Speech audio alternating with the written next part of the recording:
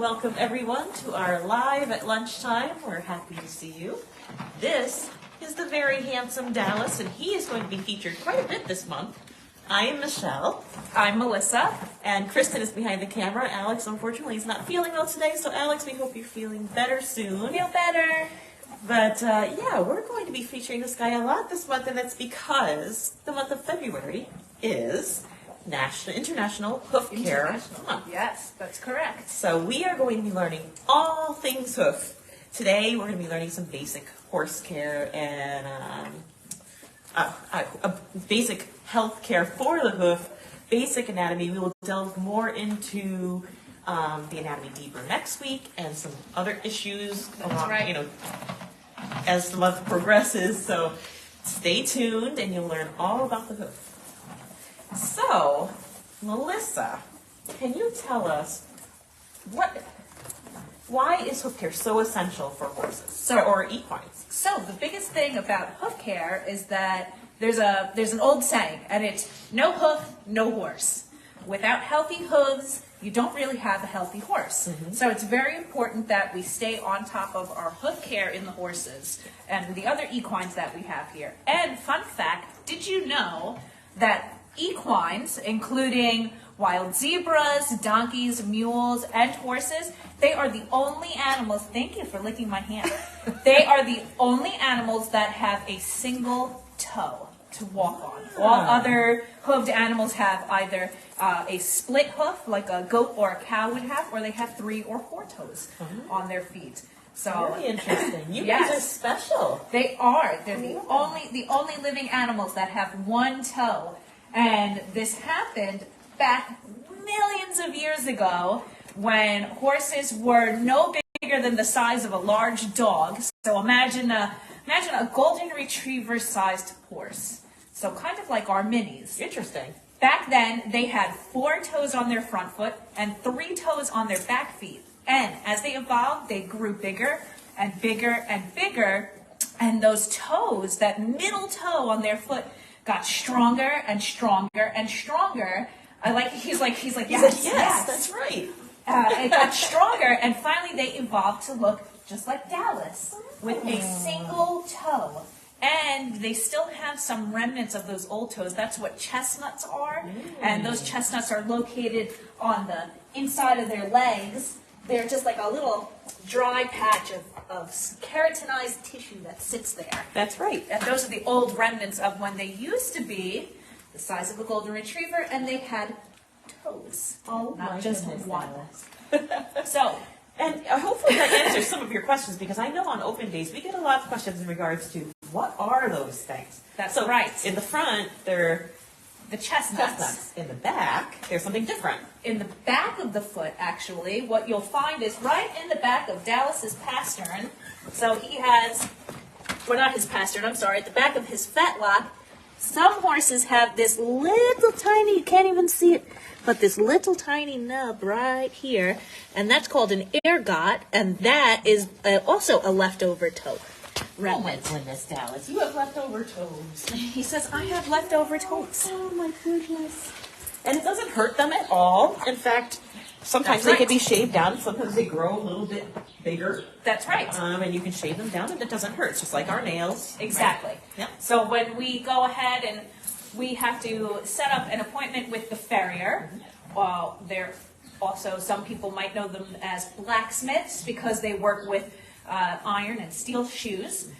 And we have to have the farrier out every 6 to 8 weeks to trim the horse's feet. So hooves grow continuously, just like our fingernails do. Our fingernails are made out of the exact same type of material that covers the horse's hoof. So, and that wool grows constantly. And you can see, especially, we've had equines that have come here from abuse cases that have really long feet.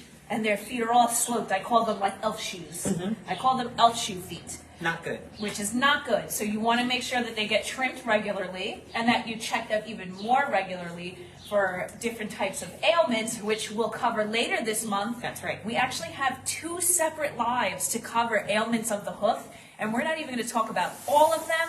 We're just hitting on the biggest basic ones that we see here at the sanctuary and that have affected our horses and equines in the past. So again, no hoof, no horse. No horse. It is so important to be up on your hoof care. Absolutely. Now, if you can imagine, they carry most of their weight in the front. That's right. Their front feet, that's where they carry most of their weight. Now, you have to think, these horses are, the bigger ones, they're 1,000 pounds or more. That's right. And carrying all that weight on those 4 hooves, which aren't huge, right? They're not elephant feet. Exactly. So it's so important, especially when you're carrying all this weight around, that you take care of their feet. Just like it's important we take care of our feet. Exactly.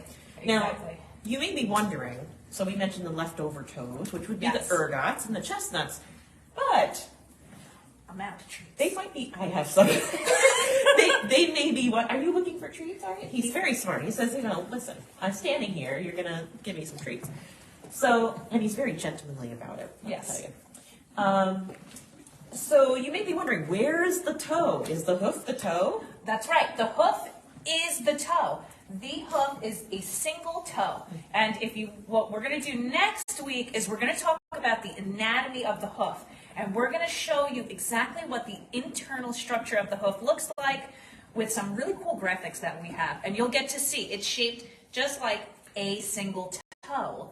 So, but one of the best things about this is that the outside is also just as important, and we're going to show you the bottom of Dallas's foot, and that also leads us into, well, what do we do between farrier appointments? Exactly. So farrier, super important.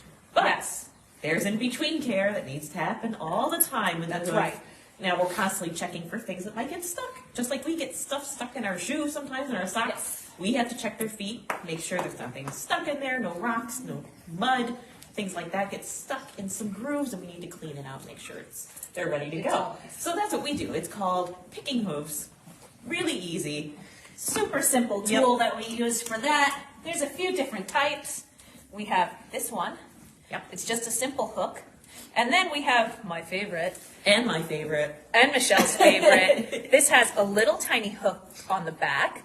It's metal, so that it's nice and strong, and it won't hurt their feet.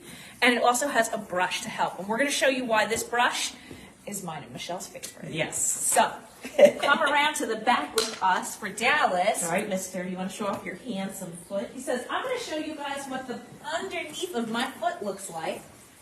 All right, buddy. Now, to get a horse to lift their feet, it's pretty easy. You just talk to them with using your body language. Yeah, right? Can I see your little handsome foot?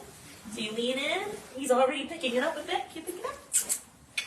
Because he says, I'm gonna touch your back and sniff your pockets. Yeah, my treats are back there. You might hang on. Let's switch out real quick. Here you go. Here's a question for you guys. What's the question? What do we got? Do farriers need a license? Do farriers need a license? Well, they definitely need training. Farriers need to have, they need to take courses with a master farrier or a very experienced farrier. And then they need to learn all of the different techniques. So trimming a hoof it's simple, but not as simple as you would think it is. So it's not just like cutting our fingernails. You have to be very careful. So yes, they go through a good amount of training. Yeah, very skillful. So here's the bottom of Dallas's foot. As you can see, it's pretty dirty. He just came inside. Yeah, so you really can't see any grooves that we were talking about, right? Right. So, now, people that don't know how to pick hooves, you don't start in the middle, and I'll tell you why in a minute.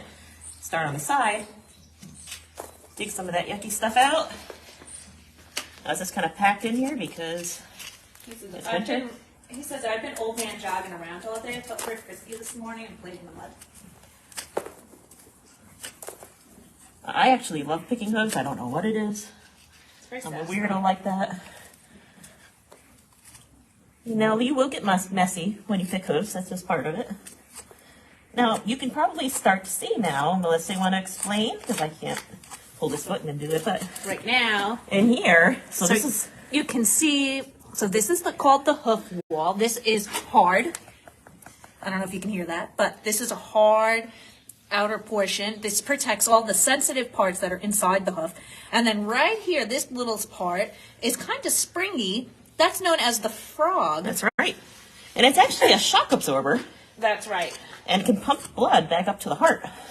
The frog is what helps to keep them comfortable when they're running around out there. That's right. So, but you can see how deep the grooves are on either side of the frog. You have to make sure that there's not a lot of mud, or sometimes they'll get rocks packed in there. Very important to get those rocks You out. have to be very careful with that. Now, with the frog, the triangle part, the frog here, you don't want to dig with the pick.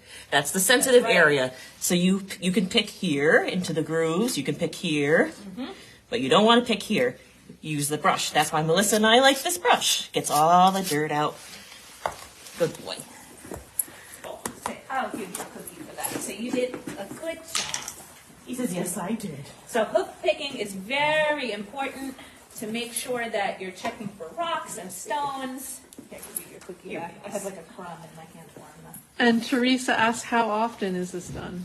Hoof picking? You want to do it. You want to do it regularly, especially barn horses. It's great to pick their hooves out when they come in first thing.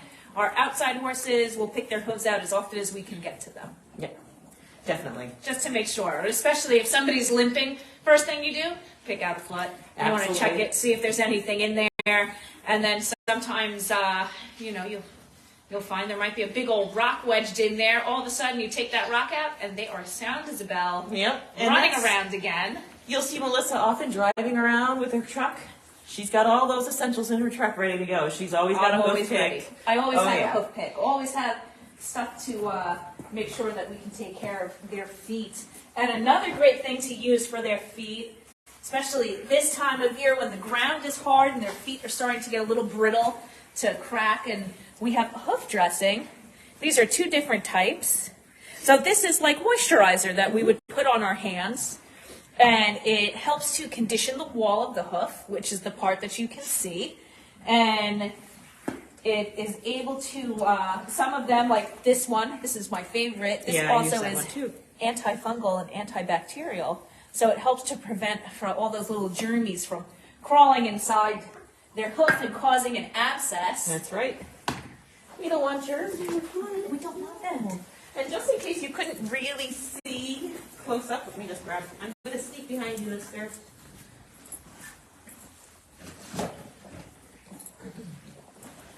Yes, let's show our diagram. Yes, just in case you couldn't really see.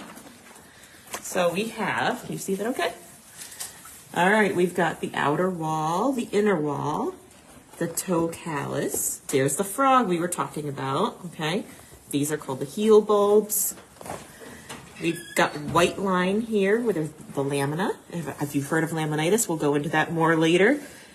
The collateral groove, all sorts of things. So that is what the bottom of a horse's hoof looks like. And just in case you were wondering what the early horse looked like, we have it. It's the eohippus. So right here, I don't know if you can see, but you can see the four toes. Those are his toes. Those are his toes that are no longer there anymore, and it grew into one hoof. Yep, that is where our horses came from. That's right. Isn't he cute? Little eohippus. That's right. Ancient Dallas. He even has spots to match Dallas. Ancient Dallas. That's right. Means nothing about your age. Dallas is one of the oldest equines here at the sanctuary. Yes, he is, and he's looking very spry, I'd say. Very dapper for 32, 33 now. So up there, buddy. Ah. And I don't know, I've mentioned this a few times, but look at his cute little mane. How adorable is this? He's just so little and cute. He's a good boy. He's such a sweetheart. Former camp horse. And we've said before, you have to be careful, do your research where you go trail riding, do your research when you go to horse camps. You want to make sure that they keep their horses year-round, that they don't just rent them and then get rid of them at the end of the season. You always want to ask, where do the horses go when camp is done? That's right. Right, because you want to protect these guys, since they're sweet, and they And they deserve hold- protection just like all our equines do. That's right. And they hold some of our most precious cargo during the summertime. They sure do. Our children. That's right. Who they pack around all summer long. Hi, Dallas. He says, yes, the children. Yes, the children. Dawn says he's such a good model. He is a very good model. He is. He's a very good. That's why you'll be seeing a lot of him this month while we continue to talk about all of our hoof care that goes into these guys. That's right. Now, you may be wondering, I've had this question a lot also. Okay. So, let's ask Melissa. And I've tried to explain it the best I can, but I'm sure you can do a much better job. Okay. Okay, so why do horses, sometimes they need shoes, sometimes they don't. How do you know if your horse needs shoes? So it's kind of a lot like people. Sometimes like us, some people might need orthotic supports for their feet. There's something wrong with the inside of their foot that just makes them really uncomfortable. And it's the same thing for horses. So just like we have bones and tendons and ligaments inside our feet, they have the same thing. The only difference is that they have a really hard capsule around their foot. So their foot can't swell the way that our feet could swell if we have a problem. So what we're able to do is we're able to change the angles of the internal structures of the foot by using special shoes. And then also, I don't know if you know, you might have some friends, they can walk around barefoot all day long outside. And other people, as soon as their shoes and socks come off and they go outside, it's ouch, ouch, ouch. Yep. And they're very tender. So the horses are the same way. Some don't have a very thick sole on the underside of their foot, and they can just get really foot sore, especially right now. This time of year, the ground is really frozen, and then the mud freezes, and it makes all these crazy sharp pock marks in the dirt, and they can get really foot sore going and limping around on that ground. So we put shoes on, and especially in the wintertime, we'll put pads on the shoes, just thin leather pads, and it protects their sole so that they have optimal comfort. Yep. And some just do better with a little bit of support, some need a bit of support, and they'll have specialized shoes put on. That's where our equine podiatrists come into play. An equine podiatrist is a veterinarian that specializes in horse hoof care. So they'll go put on some fancy schmancy shoes. Yeah. And help change the way that the bones and all the other structures inside the foot sit. Yeah. And hopefully it helps relieve some of the pain. I have He one says more. more treats, please. I have one more. I can't keep going back and getting you more. He's like, you will do as I say. I stood nicely. No, thank you for that explanation. I think that was Yes. a really great explanation. And you'll notice a lot of the athletic horses wear shoes, just like That's right. athletic. People that do athletics, track and basketball, they need special shoes to protect their feet for what they're doing. Exactly. It's the same thing. It's the same thing. And Dallas, if we were to look at Dallas's hoof on an X-ray, I bet we'd see a really nice big patch of sole underneath on the underside of his foot. So that means that there's a big gap between where his foot touches the ground and where the start of the first bone inside the hoof is. So he probably has a lot of cushion down there because he's always been barefoot and he never gets foot sore walking around, even on the really hard, firm, frozen ground. So Actually, I don't think I showed that to you, did I? So the sole of the hoof, oh, maybe I did, is this part here. So that's it's the middle part. the entire bottom of the foot, not including the frog. That's your sole of the foot. So, and that can be just a couple of millimeters, so just a few little pieces of paper put together, upwards of a little bit more. Yep. So you want to make sure those horses that are walking on tissue paper, they have to have some shoes put on to keep them protected That's right. from getting hurt. So do we have any other questions out there? Maybe about Dallas or about hoof care? Like we said, we're going to go into more detail every week. Next week, we're going to get into the anatomy of the hoof and getting into the nitty-gritty of the inside and the outside. Maybe we'll give you a test. I don't know. We might have to give. We might have to do that. We might have to do that. We might post a little test for you online and see if you can answer all the questions after this. Stop that. What are you doing? He says, I doth protest and require more foodstuffs. Listen, just like we do, horses love snacks, just like we do. I really do love snacks. I do love snacks. Snacks I think are we all do, right? Snacks are my favorite. Yeah. Huh. Yes. Yes, snacks are our favorite. Get hit with the clips. So, do we have any more questions from anybody out there? All right. Well, we thank you for joining us today. We were very happy to have you, and we will see you next week to learn more about the hoof. That's right. All right. We'll see you next week. Bye.